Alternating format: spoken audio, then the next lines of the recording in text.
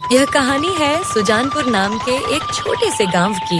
उसी गांव में धनराज नाम का एक आदमी रहता था। धनराज गांव के चौक पर मटन चावल का ठेला लगाया करता था।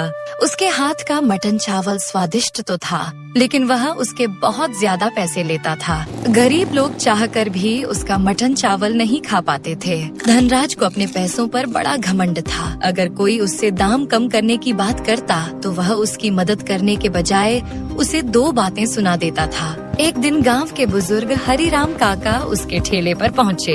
धनराज बेटा, आज पैसे थोड़े कम हैं, आधी थाली दे दे, बाकी पैसे मैं कल दे दूंगा। काका, ये कोई उधार की दुकान नहीं है। पैसे हैं तो खाओ, नहीं है तो रास्ता नापो। हरिराम काका चुपचाप वहाँ से चले गए। आसपास खड़े गांव वाले यह सब देख रहे थे, लेकिन कोई कुछ नहीं बोला, क्योंकि पूरे सुजानपुर में मटन चावल का ठेला सिर्फ धनराज का ही था।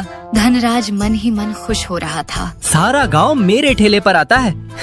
चाहे किसी को पसंद आए या नहीं, खाना तो यहीं से खरीदना पड़ेगा। लेकिन उसे बिल्कुल भी अंदाजा नहीं था कि उसकी यह खुशी ज्यादा दिनों तक रहने वाली नहीं है। उसी दिन दोपहर के समय एक अजनबी अपनी पत्नी और अपने छोटे बेटे चीकू के साथ सुजानपुर गांव आया। तीनों काफी थके हुए लग रहे थे। ऐसा लग रहा था जैसे वे बहुत दूर से सफर करके यहाँ पहुँचे हों। जैसे ही वे गांव के चौक पर पहुँचे, अजनबी की पत्नी की नजर धनराज के मटन चावल के ठेले पर पड़ी। गर्मा गर्म मटन चावल की खुशबू हवा में फैली हुई थी। सुनो ना जी, मटन चावल तो बहुत स्वादिष्ट लग रहा है। सुबह से कुछ नहीं खाया है। चलो ना पापा, मुझे बहुत भूख लगी है। चलिए ना, कुछ खा लेते हैं। ठीक है बेटा, चलो खाते हैं। अपने बेटे की बात सुनकर अजनबी उन्हें लेकर धनराज के ठेले की तरफ बढ़ गया। भाई 3 प्लेट मटन चावल दे दीजिए। धनराज ने बिना कुछ कहे 3 प्लेटें परोस दी। काफी लंबे सफर के बाद तीनों ने पेट भरकर खाना खाया। खाना खत्म होने के बाद अजनबी ने अपनी जेब से पैसे निकाले, लेकिन पैसे गिनते ही उसका चेहरा उतर गया। उसके पास कुछ रुपए कम थे। भाई मेरे पास थोड़े पैसे कम पड़ गए हैं, अगर आप चाहो तो बाकी पैसे मैं कल दे दूंगा। हम अभी अभी इस गांव में आए हैं। इतना सुनते ही धनराज का चेहरा गुस्से से लाल हो गया। क्या कहा? कल दे दोगे? पहले खाना खा लिया और अब बोल रहे हो पैसे नहीं है। चौक पर खड़े लोग उनकी तरफ देखने लगे। भाई मैं आपका पैसा लेकर भाग नहीं जाऊंगा, कल सुबह सबसे पहले आकर दे दूंगा। मुझे ऐसी कहानियाँ मत सुनाओ। आज तक बहुत लोगों को देखा है मैंने, जेब में पैसे नहीं थे तो मटन चावल खाने क्यों आए? पहले अपनी जेब देख लिया करो, फिर शौक पूरे किया करो। धनराज की बातें सुनकर अजनबी की पत्नी का सिर झुक गया। छोटा चीकू भी डरकर अपने पिता के पीछे छिप गया। आजकल पता नहीं कहां कहां से लोग चले आते हैं। पैसे नहीं होते लेकिन मटन चावल जरूर खाना होता है। यह सुनकर आसपास खड़े कुछ लोगों को भी बुरा लगा, लेकिन कोई कुछ नहीं बोला। अजनबी ने अपनी जेब में बचे हुए सारे पैसे धनराज को दे दिए। फिर वह अपनी पत्नी और बेटे के साथ वहाँ से चला गया। रास्ते भर तीनों चुप रहे। जी, ये कैसा आदमी था? थोड़े से पैसों के लिए उसने इतनी बातें सुना दी। क्या करें, ऐसे लोगों का मुंह लगना ही बेकार है। पापा, क्या हम कल फिर यहाँ खाना खाएंगे? यह सुनकर अजनबी हल्का सा मुस्कुराया। नहीं बेटा, कल से कुछ नया होगा। क्या होगा पापा? कल तुम्हें पता चल जाएगा बेटा।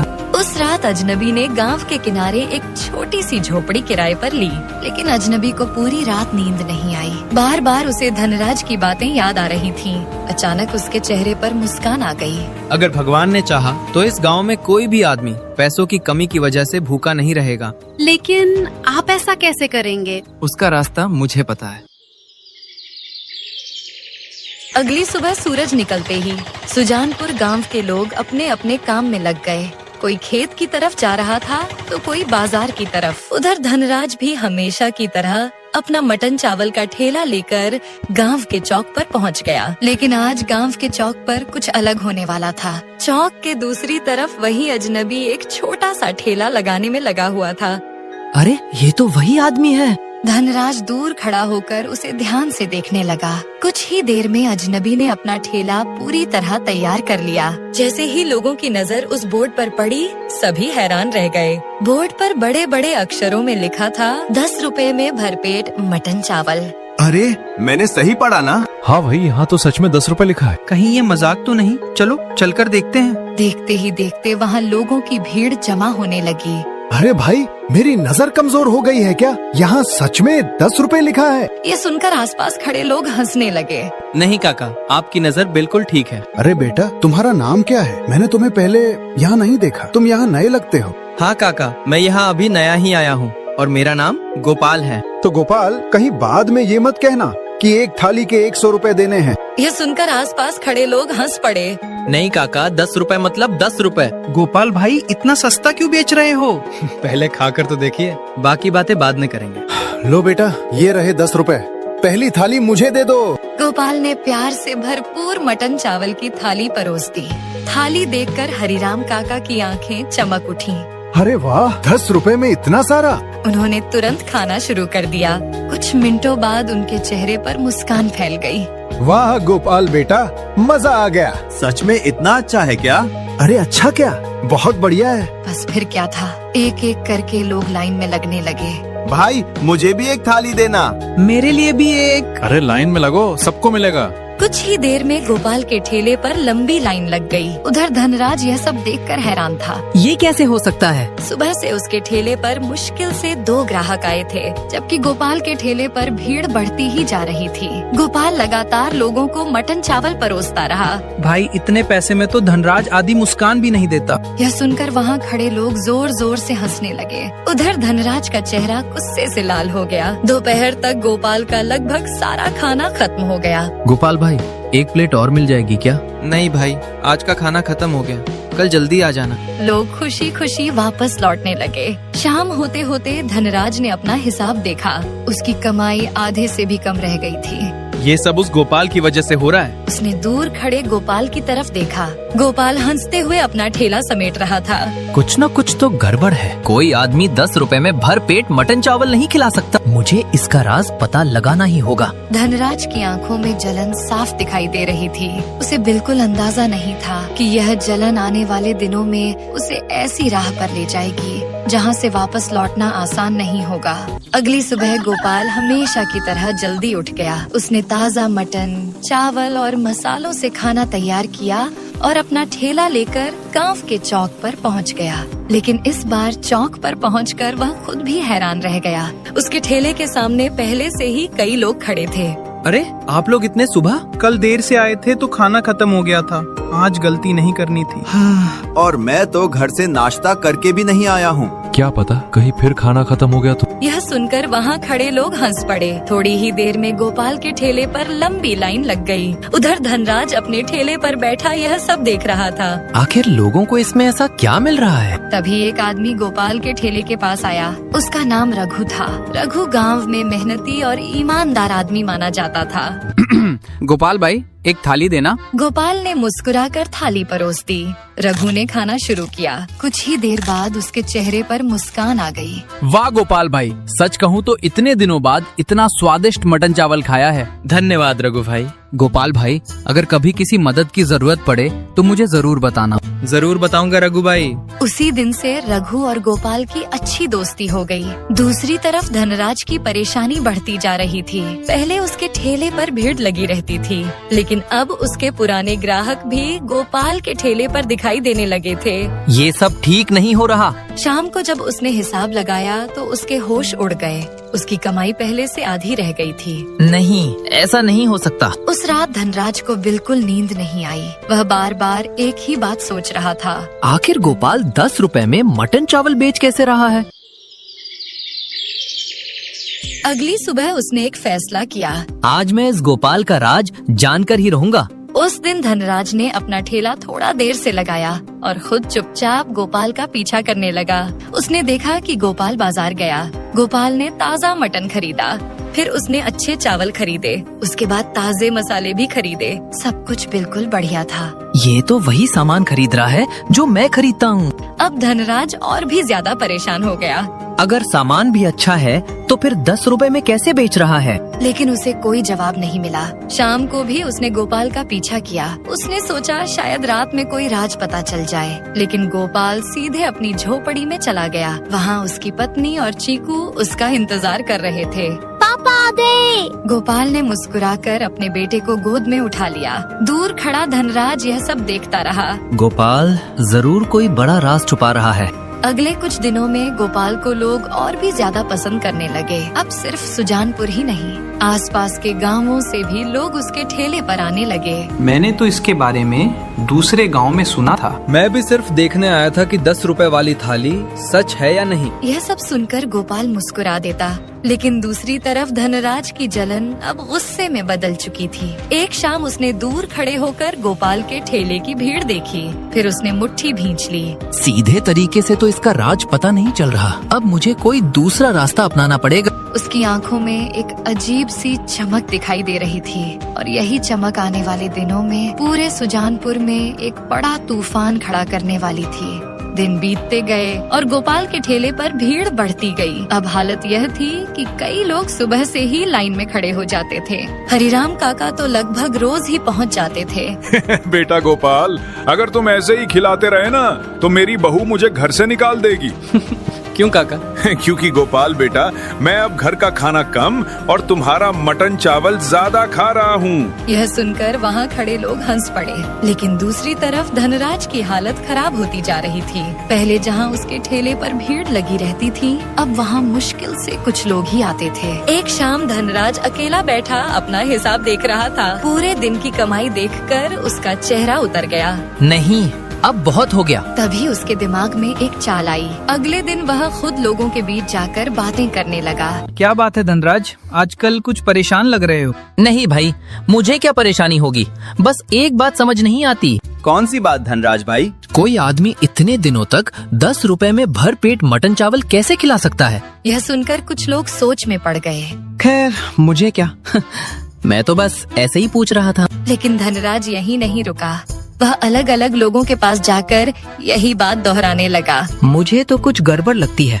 आखिर कोई रोज नुकसान उठाकर कब तक खाना खिलाएगा? धीरे धीरे यह बात पूरे गांव में फैलने लगी। कुएं पर पानी भरने वाली औरतें भी इसी बारे में बातें करने लगीं। सच कहूँ तो मुझे भी अब थोड़ा अजीब लग रहा है। हाँ, बिना किसी कारण कोई इतना सस्ता नहीं बेचता। चौपाल पर बैठे बुजुर्ग भी यही चर्चा करने लगे। कहीं ऐसा तो नहीं कि इसके पीछे कोई राज हो? राज तो जरूर है। कुछ ही दिनों में लोगों के मन में शक पैदा होने लगा। उधर गोपाल को इन बातों की कोई खबर नहीं थी। वह हमेशा की तरह लोगों को खाना खिलाने में लगा हुआ था। तभी रघु तेजी से दौड़ता हुआ गोपाल के पास आया और हाँफते हुए बोला, गोपाल भाई, मुझे तुमसे जरूरी बात करनी है। क्या हुआ भाई? गांव में तुम्हारे बारे में तरह तरह की बातें हो रही हैं। कैसी बातें रघु भाई? रघु ने सारी अफवाहें उसे बता दी। कुछ पल के लिए गोपाल चुप हो गया। मुझे तो लगता है ये सब धनराज कर रहा है। हो सकता है। और तुम इतने शांत क्यों हो? क्योंकि मैंने कुछ गलत नहीं किया। सच बोलने वाले को ज्यादा डरने की जरूरत नहीं होती। रघु को गोपाल की बात समझ तो आई, लेकिन चिंता अभी भी बनी हुई थी। उधर धनराज को लग रहा था कि उसकी चाल काम कर रही है और सचमुच असर दिखने लगा था। अगले दिन गोपाल के ठेले पर पहले जैसी भीड़ नहीं आई। कुछ लोग दूर खड़े होकर सिर्फ देखते रहे। कुछ लोग बिना खाना खाए वापस लौट गए। यह देखकर गोपाल की पत्नी भी परेशान हो गई। लगता है जी लोग अब हम पर शक करने लगे हैं। चिंता मत करो, झूठ तेज जरूर दौड़ता है, लेकिन जीत हमेशा सच की ही होती है। लेकिन धनराज अब यहीं रुकने वाला नहीं था। उसी रात उसने एक और बड़ी चाल चलने का फैसला किया। अब सिर्फ अफवाहों से काम नहीं चलेगा। ऐसा कुछ करना पड़ेगा कि पूरा गांव इसके खिलाफ हो जाए। उसके चेहरे पर एक खतरनाक मुस्कान फैल गई। उसे लग रहा था कि अब गोपाल ज्यादा दिन टिक नहीं पाएगा, लेकिन उसे नहीं पता था कि उसकी यही चाल जल्द ही उसे पूरे गांव के सामने शर्मिंदा करने वाली है। अगले दिन सुबह पूरे सुजानपुर गांव में एक ही बात की चर्चा हो रही थी। सुना तुमने? आज पंचायत बैठने वाली है। हाँ, सरपंच भगत राम ने खुद बुलाया है।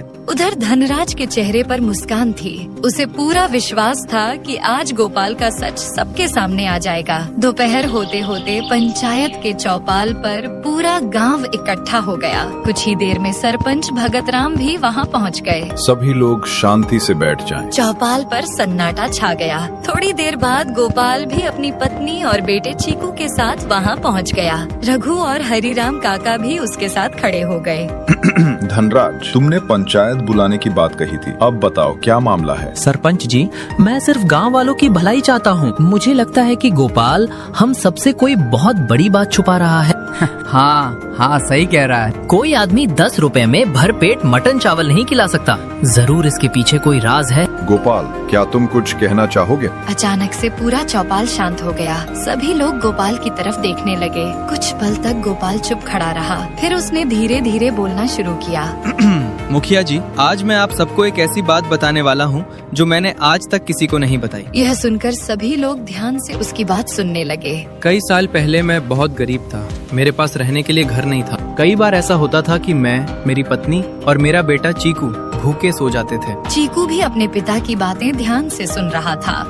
एक दिन हम तीनों लगातार 2 दिन भूखे रहने के बाद एक गांव पहुंचे। उस दिन हमारे पास खाने के लिए 1 रुपया भी नहीं था। पूरी चौपाल एकदम शांत हो गई। उसी गांव में एक बूढ़े आदमी का छोटा सा मटन चावल का ठेला था। उसने हमारी हालत देखी। उसने हमें अपने पास बुलाया और भर पेट मटन चावल खिलाया। जब मैंने उसे पैसे देने चाहे तो उसने लेने से मना कर दिया। फिर क्या हुआ बेटा? जाते समय उसने मुझसे सिर्फ एक बात कही थी। गोपाल की आंखें नम हो गईं। उसने कहा था, बेटा, अगर आज मैं तुम्हें खिला रहा हूँ तो कल तुम किसी और भूखे को खिला देना। पूरा चौपाल एकदम शांत हो गया। कई लोगों की आंखें नम हो चुकी थी। उस दिन मैंने मन ही मन एक वादा किया था, अगर भगवान ने मुझे कभी लायक बनाया तो मैं किसी गरीब को पैसों की वजह से भूखा नहीं रहने दूंगा। बस उसी वादे को निभाने के लिए मैं गांव-गांव जाकर लोगों को सस्ते में खाना खिलाता हूँ। गांव वाले एक दूसरे का मुंह देखने लगे। उन्हें यकीन नहीं हो रहा था कि सच्चाई इतनी साधारण और इतनी बड़ी हो सकती है। लेकिन गोपाल, इतनी कम कीमत में तुम्हारा खर्च कैसे निकल जाता है? सरपंच जी, मैं ज्यादा मुनाफा नहीं कमाता।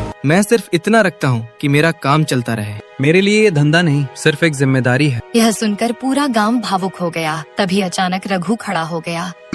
सरपंच जी, अब मैं भी एक बात कहना चाहता हूँ। कहो रघु, क्या कहना है? मुखिया जी, पिछले कई दिनों से गांव में जो अफवाहें फैल रही थीं, उनके पीछे कौन था? सभी लोग धनराज की तरफ देखने लगे। हाँ बेटा धनराज, अब तुम भी सच बता दो। धनराज का चेहरा उतर चुका था। पहली बार उसके पास कोई जवाब नहीं था और अगले ही पल ऐसा सच सामने आने वाला था जिसे सुनकर पूरा गांव हैरान रह जाता। धनराज का सिर झुका हुआ था। उसके चेहरे से घमंड गायब हो चुका था। धनराज, गांव वाले जानना चाहते हैं कि इन अफवाहों के पीछे कौन था? कुछ पल तक धनराज चुप खड़ा रहा, फिर उसने धीरे धीरे सिर उठाया। सरपंच जी, ये सब मैंने ही किया था। यह सुनते ही पूरे चौपाल में हलचल मच गई। क्यों धनराज, क्यों किया ऐसा तुमने? मतलब सारी अफवाहें इसी ने फैलाई थीं? धनराज ने सिर झुका लिया। हाँ सरपंच जी, गोपाल की बढ़ती भीड़ देखकर मुझे जलन होने लगी थी। पहले पूरा गांव मेरे ठेले पर आता था, लेकिन जब लोग इसके ठेले पर जाने लगे तो मैं बर्दाश्त नहीं कर पाया। मैंने इसका पीछा भी किया, इसका राज जानने की भी कोशिश की, और जब मुझे कुछ नहीं मिला तो मैंने लोगों के मन में शक पैदा करना शुरू कर दिया। पूरा गांव चुपचाप उसकी बातें सुन रहा था। मतलब इतने दिनों से गांव में जो बातें फैल रही थी वो सब तुम्हारी वजह से? हाँ रघु, गलती मेरी थी। हरिराम काका धीरे से बोले। बेटा धनराज, जलन इंसान से बहुत बड़ी गलतियां करवा देती है, लेकिन अपनी गलती मान लेना भी आसान नहीं होता। धनराज की आंखों में आंसू आ गए। फिर वह धीरे धीरे गोपाल के सामने जाकर खड़ा हो गया। गोपाल, मुझे माफ कर दो। जिस दिन तुम अपनी पत्नी और बेटे के साथ मेरे ठेले पर आए थे, उस दिन मुझे तुम्हारी मदद करनी चाहिए थी, लेकिन मैंने तुम्हारी बेइज्जती की। उसके बाद भी तुमने कभी मेरा बुरा नहीं चाहा। गोपाल कुछ पल तक उसे देखता रहा, फिर उसके चेहरे पर हल्की सी मुस्कान आ गई। धनराज, इंसान से गलती हो सकती है, लेकिन जो इंसान अपनी गलती मान लेता है वो बुरा इंसान नहीं होता। यह सुनकर धनराज की आंखों से आंसू बहने लगे। पहली बार उसे अपने किए पर सच्चा पछतावा हो रहा था। गोपाल भाई, हमें भी माफ कर दो। हमने भी बिना सच जाने तुम्हारे बारे में गलत बातें सोची थी। आप लोगों ने जो सुना उसी पर विश्वास किया। अब सब सच जान चुके हैं, बस यही काफी है। तभी सरपंच भगत राम अपनी जगह से खड़े हो गए। आज इस पंचायत से हम सभी को एक बड़ी सीख मिली है। किसी के बारे में सुनी सुनाई बातों पर विश्वास नहीं करना चाहिए और कभी भी किसी गरीब या मजबूर इंसान का अपमान नहीं करना चाहिए। पूरा गांव सहमति में सिर हिलाने लगा। तभी हरिराम काका मुस्कुराते हुए बोले, अरे भाई, इतनी देर से पंचायत चल रही है, कोई ये भी बताएगा कि आज मटन चावल कौन खिलाएगा? काका, आपको तो बस खाने की पड़ी रहती है। और क्या, खाली पेट कोई पंचायत होती है क्या? सभी लोग जोर जोर से हंसने लगे। आज का खाना मेरी तरफ से।